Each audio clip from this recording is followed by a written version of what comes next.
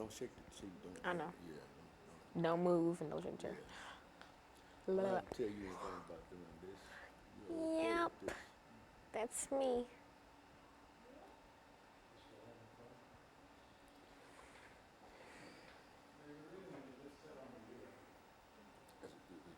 My tie on straight. Yeah.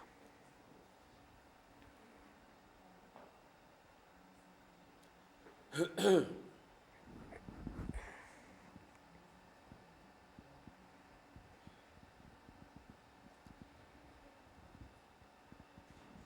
know, this is an appropriate topic today. Talk about the Russian Revolution because. Are we fighting with the Russians? Well, not fighting, but Donald Trump has a little bit of issues with the Yeah. Well, that's Russians. what I was saying.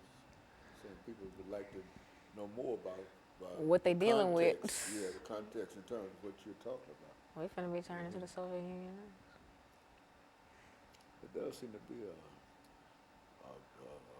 But did you know that the Soviet Union was created, like the big professed idea was everybody gets equal rights and like everybody's just equal. Nobody's like different. Everybody has equal opportunities and equal rights and equal property and stuff. A lot like more like political figures than you'd actually think like really agree with that. And an autocracy is where just one person just rules everything. And a lot of people agree with that too. A lot of people try to instill that in their countries well, you or think whatever. Mr. Putin is that Putin or Putin. Trump? No, Mr. Putin, Putin is a Russian man. I mean, he probably is. Yeah, you know he is. You know, all Everything you said about the Russian Revolution today, autocracy and all of that, that applies directly to Mr. Putin. and Lenin. And yeah, of course. You know.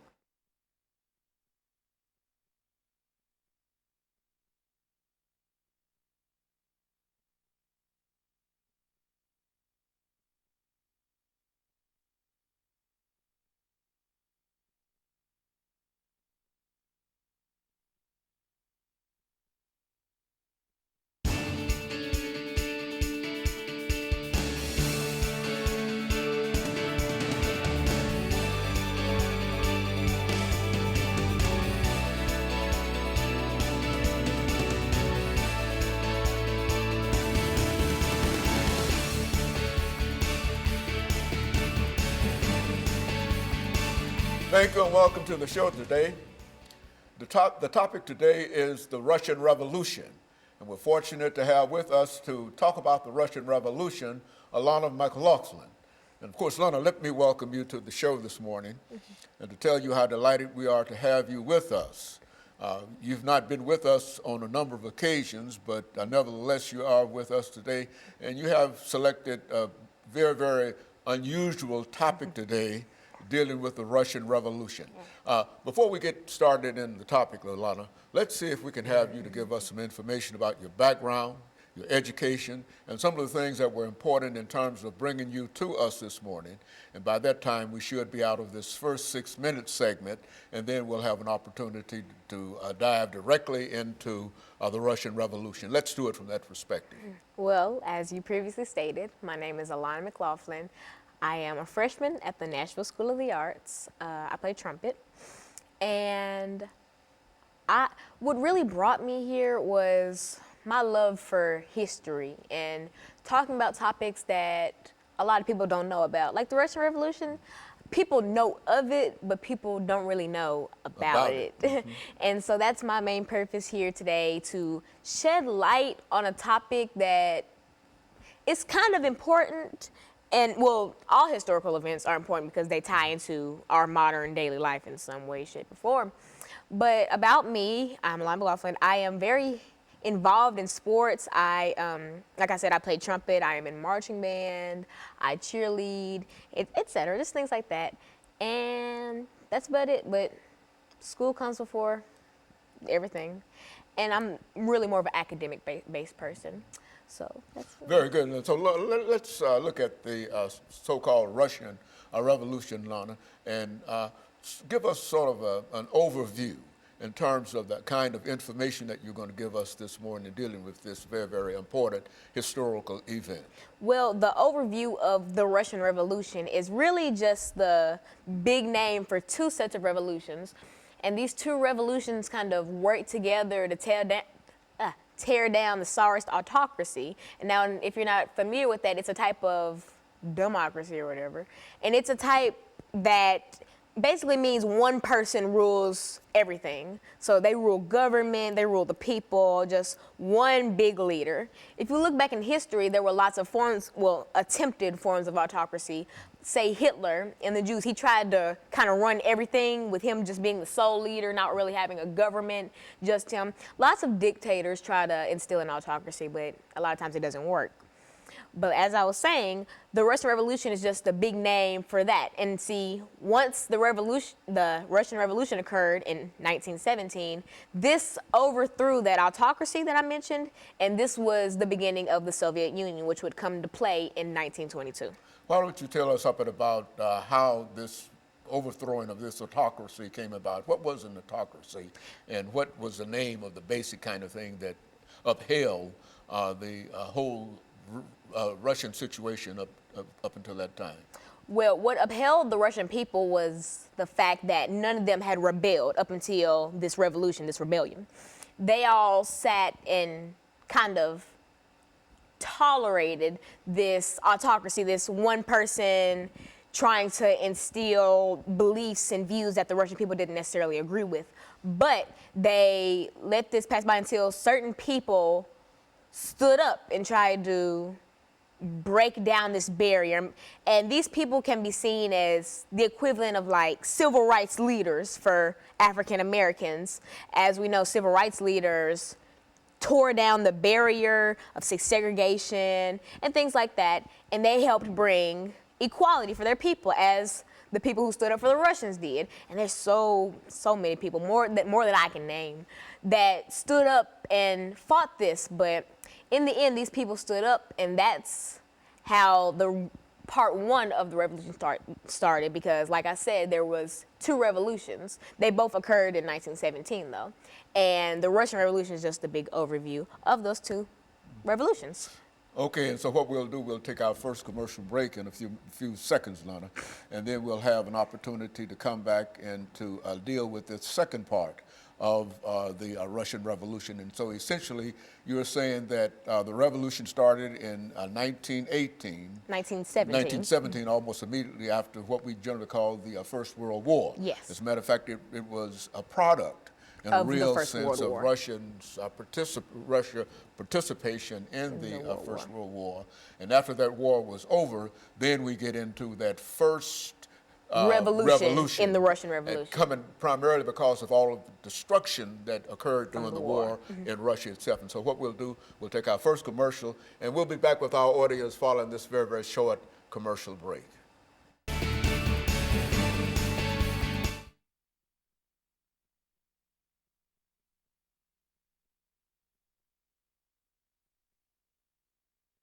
Why it would never survive somewhere like like America and stuff like that. And then after that, I'm just going to like comparing dictators and stuff.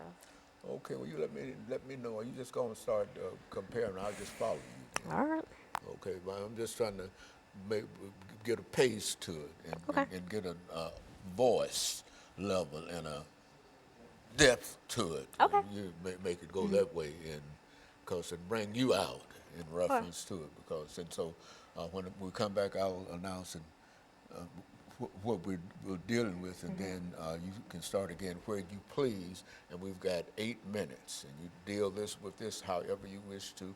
And if at some point you wish to bring in some information in reference to the animal farm, et cetera, anything that you want to deal with dealing with the Russian Revolution, because I think we've got a pretty good start dealing with that great historical event.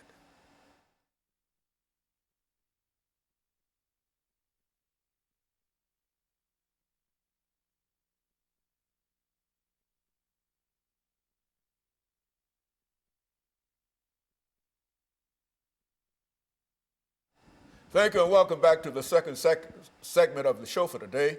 We're talking to Alana McLaughlin, and she's given us some information in reference to the Russian Revolution, a revolution that occurred almost immediately after the First World War that started in 1914 and came to an end in 1917. And that would be the sort of historical beginning of what we're talking about now, the destruction of an entire Russian society, and now an attempt to what? Rebuild that society. Yeah, rebuild that society.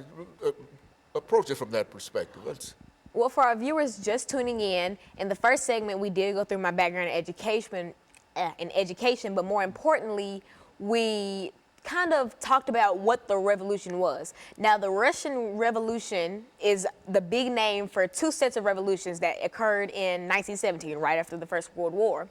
These revolutions kick-started the overthrowing of the Tsarist autocracy, and I talked about what an autocracy was, which is a one-person-led society. It's just this one big leader that rules government, and et cetera, et cetera.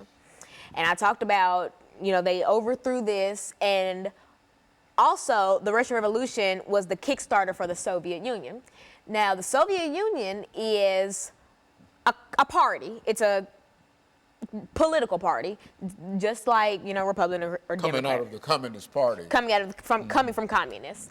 Now, the Soviet Union's big idea was that all persons should have equal rights, equal property, just everybody should just be equal. There was no personal property, everything belonged to the state, really. But they tried to make all people equal. Now, you could see that it might sound, you know, fair and good in the end, but it doesn't really work. Now, something like this couldn't be instilled in America because we have different rankings of people. We have the higher class, we have the lower class, middle class, working class, all that. And to make all these people into one little division. Equal. Yeah. Everything is equal under that system. Is that what I... Wouldn't necessarily work, because while all men are equal, all their possessions and some skills and et cetera are not equal. And so the Soviet Union tried to just take away all personal properties. You know, you were just blank, basically. You were nothing but, me and you were the same. Even though we're quite different people, in their eyes, we're the same. We're not individual. And something like that isn't really a smart idea to do for a country, because people are individuals, and to try to classify them into one small division doesn't really make sense, because you cannot classify all people into one thing. Just like if I go into a building and I say everyone in here is middle class, that wouldn't be true, because everywhere you go you'll have lower class, higher class, middle class, things like that. Are you saying that even though there's an attempt to make everybody equal, that all individuals are not the same, and therefore, no matter what kind of system you develop, you have to make arrangements for those differences within America, within individuals? Is that what we're saying? Yeah, and some lesser-known political parties say that, you know, people are equal, but we're different, and that's true. No man is worth more than the other, yet we just have different skills. No, we're not the same. Like me and you, we both deserve the same things, deserve the same treatment, but we are not the same. We're not on the same levels. And that's kind of what the Soviet Union wanted to do to all the Russian people. Like, the capital city for the Soviet Union was Moscow, and that was also the largest city. And this was Russia. The biggest country in the Soviet Union was Russia. And so I'm kind of focusing in on Russia because of the Russian Revolution. And so in making all those people the same, it didn't really work out. And so, but here's a surprising fact. After 1917, once the revolution started, once it ended, this was 1922 at this point. That's when the Soviet Union really came into power and was classified as an actual party. The Soviet Union did not end until 1991, July of 1991. So this actually lasted, and it was incorporated for the Russian people. And so 1991 was about 20-ish years ago. This really went on for a long time, and people don't see that. They think of, when they hear Soviet Union, they think of, oh, this is back during Lenin and the Tsarist autocracy. this was very close to 27. This is 2017. That was not a long time ago, and so it's very strange to look at it that way because the Soviet Union was still coming into par when we had like modern televisions and stuff like that. It's very strange to think about. You know, Lana, thinking about the Soviet Union and some of the things that you've already said about equality of opportunity and et cetera, I think that you can look at the Constitution of the United States of America and say in reality, these are some of the things that are promised in the United States Constitution. Now, what made Russia different from the United States? Well, see, the United States, the Constitution says, you know, all people are equal and all this and that. That's not really how America treats their citizens or the United States. You could say that all people are equal and all people get equal chances. That's not really what happens because, and I feel like in the Constitution, things like that were promised so that we could kind of instill it in the country and maybe like over time we'd start to believe it. But that has yet to happen because we still have hate crimes and hate groups and KKK and things like that. And so up until we actually start to instill the things that the Constitution says, like black people have the right to vote, but there are still voting centers in predominantly black cities that get burned down because black people are trying to vote. And so once the United States starts to actually abide by we abide by it, but the government does at least. The citizens haven't really clicked yet because, you know, black people we have our rights now. Once the Constitution went through, you know, we had people like Martin Luther King and Rosa Parks fight for our rights. We have rights. We can do whatever at this point. But citizens still try to make it hard for us to do whatever. And that's kind of like Russia. You have the right to, but you won't really be able to. Lana, over these last few seconds that we have here, and perhaps we might be able to pick this up during the last segment, that when we talk about equality and rights and political rights and et cetera, we're essentially saying that both those things could apply to the United States as well as Russia. But in a real sense, I think that there's a constitution in the United States that promises this, the 13th, 14th, and the 15th Amendment. And I think that in a real sense, Russia, the United States has moved closer toward the implementation and the recognition of these rights more so than Russia or the Soviet Union. And of course, we're going to take our second commercial break, and we'll be back with our audience following this very, very short commercial break.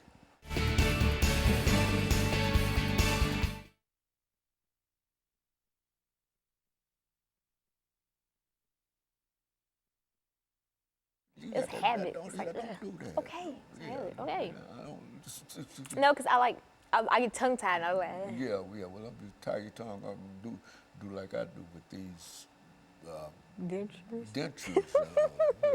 You Okay. talk about trying to talk with those things. Oh, That's really, okay, I get it. you know what I'm saying? Yeah. But you're doing excellent. You're doing really well. Now, what you want to talk about now? I'm gonna go back in on rights and stuff, and then compare, like just comparisons and stuff. Okay, I'm gonna let you just go and start talking about what you think you know about. You're doing well. This is some of the information. This is good information, and it gives us a. But I just wanted to make that comparison because we believe, all of us believe in equality of man. That's what, as a matter of fact, the Soviet Union is built upon communism, and communism essentially is common. Everybody ought to share everything, property, and et cetera, and et cetera. But we.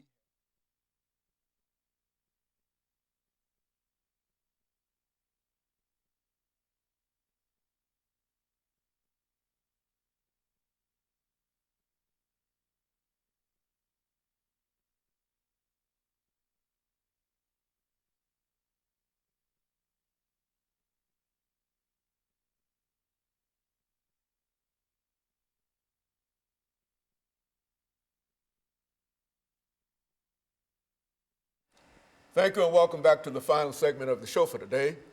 We're talking to Alana McLaughlin, and she's given us some information in reference to the Russian Revolution.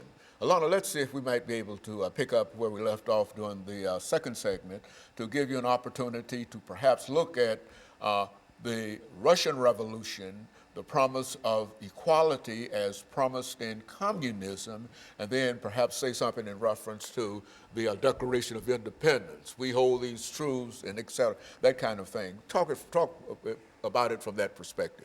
Now, in the last segment, we compared the Soviet Union to how the United States is, and we talked about how the things that they implemented in Russia from 1922 to 1991 wouldn't really work in the United States. And here's another reason for that. Communism, which was very prevalent in Russia and, Moscow, was it was based on the word community, communism, community, which is all men are equal, all men should share, things like that. Now, America, we have the 14th, 15th, and 13th, 14th, and 15th Amendments that basically talk about African American rights, because there wasn't really a time where Caucasians, their rights were taken away. It was basically black people. And so, in talking about communism and all that, they wanted other people to be equal and share. We couldn't implement that in America because we went through slavery for 300 years. People weren't equal for 300 years, and only after slavery did we start to think about, oh, well, can black people vote? Can black people, have basic human rights? Can we give those back to them? And eventually those were given back to us due to the Constitution. But as I said in the last segment, United States citizens are known for not really implementing those Constitution-like rights. Like, for instance, I mentioned how African Americans do have the right to go vote, but you'll still hear plenty of stories about predominantly black voting centers getting burned down because of white supremacists don't want black people voting. And it makes you think, are we back in the 1800s where black people couldn't walk outside without issues from white people, or just from any other race that felt that they were above African Americans due to the color of our skin? And that's something that really makes you think, what if America tried to implement something like that? Would we have not gone through slavery? Would the Constitution be written like how it is? Would women have rights? Because, women got rights and that's crazy. Well, it's not crazy that women got rights. It's crazy that women had to be given rights. It's crazy how men think that they're above women just because of maybe stature. They are men. Because they're men. Mm-hmm. And it's crazy how white people or other races think they're above African Americans because they're white. And so that's a lot of things that happen in Russia. If you try to compare them to the United States, it wouldn't really fit. Like a puzzle, it wouldn't fit together because it wouldn't work. America wouldn't go for something like that. If we got a president and he tried to instill communism and all that, everybody would be like, equal, I'm not equal to this black person, or I'm not equal to this woman or child. It would be lots of issues. Let's end this, Lana, over the next 6 minutes by taking thought of something that I learned quite early in college, and that was the Declaration of Independence. And I think in a real sense, what makes Soviet communism and the United States democracy different is because of what? The Declaration of Independence, which is a promise that is made, that is kept consistently in American history, even during the time when slavery existed. When Thomas Jefferson wrote, "We hold these truths to be self-evident, that all men are created equal and they are endowed by their Creator with certain inalienable rights, and they are what? Life, liberty, and the pursuit of happiness." Now, whatever has occurred in the United States of America, we have not moved away from the doctrine of what? Universal right, or what? The Declaration of Independence. Now, in the Soviet Union, when that was declared in 1917 during the Communist Revolution as this idea of equality, there was nothing that they could base that idea of equality in communism, and especially on this whole concept of the Declaration of Independence. There is no Declaration of Independence to the degree that in the Soviet Union as there is in the United States. And I think that in a real sense, that's one of the great differences dealing with the Russian Revolution and the American Revolution. What do you think about that as a statement? Well, the Russians, like you said, they didn't have a lot of weight to back up communism. They just kind of said, well, all people are equal. They didn't have anything implemented into government to say that all these people were equal. They didn't have any declarations and stuff like the United States, like America has. We had, as you said, the Declaration of Independence, which says, all men are equal, are born equal. We have writings to back this up. We have laws to back this up. The government implemented this. And though the government did implement this, the citizens still have yet to implement this. Now, for a good deal, most hate crimes and stuff, the rate has gone down since, say, segregation in the early 1900s. But the fact that you still hear about hate crimes means that not all American citizens are really keen on equality or keen on that everyone is equal. Because if everyone was equal, we still wouldn't be having hate groups like the Ku Klux Klan or white supremacist groups or LGBTQ plus hate groups, things like that. We haven't really begin to understand that people are equal. Yes, it's written down, but do you believe it? Because something could be in writing, but you still won't abide by it. Rules, almost. We have laws that people break every day.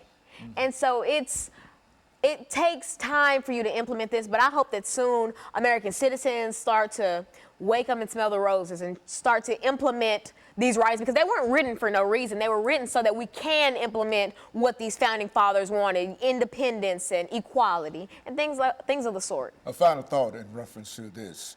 I think we can also say that the United States has had a longer period of time in working out its opportunities toward equality with the Declaration of Independence. They had to overcome 300 years of slavery. Now, in Russia, there was no slavery as such, but there was what was known as serfdom.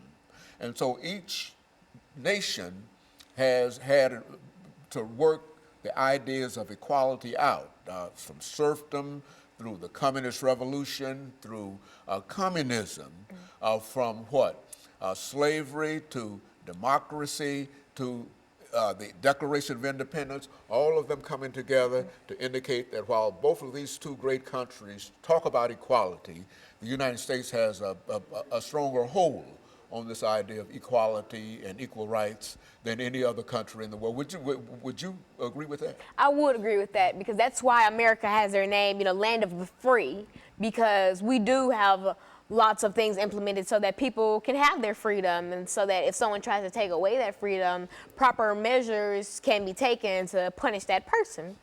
And so America does have the strongest hold on independence and slavery for their people. I think that we are a country that tries to let people get equal rights and stuff, but no country will be perfect. Not everyone will see that everyone is equal, but the American government does usually see that everyone is equal and independent, has the right to vote, the right to bear arms, the right to do what they want. There's a more conscious, a final statement we might make, there's a more conscious understanding of Americans working toward equality, than even any though other it country. might not be recognized or realized, that there's always this effort to move toward equality, much so more than any other country in the world. And I think that with that statement, I can thank you for bringing by that excellent information this morning, and to know that you have really given me encouragement in terms of some of the things that you've said. And we hope to be able to certainly talk about this again, but now we have to call this in for the day. And so let me encourage our audience to tune in again next week to another informative edition of Comments. Thank you, and good morning.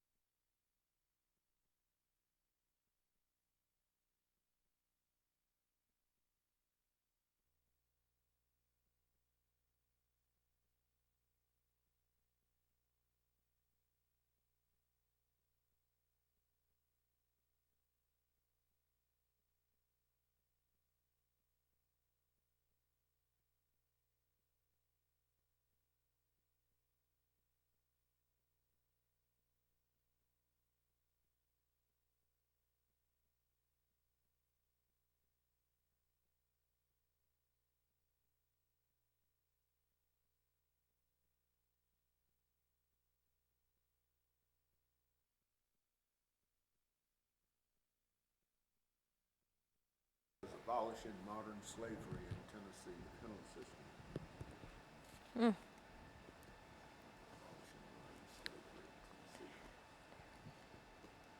Abolishing modern slavery, code, penal system in Tennessee. With a note immediately, we're not talking about this, something that we indicate and identify as modern slavery, and that's the penal system. Is that correct? I mean, is that what we're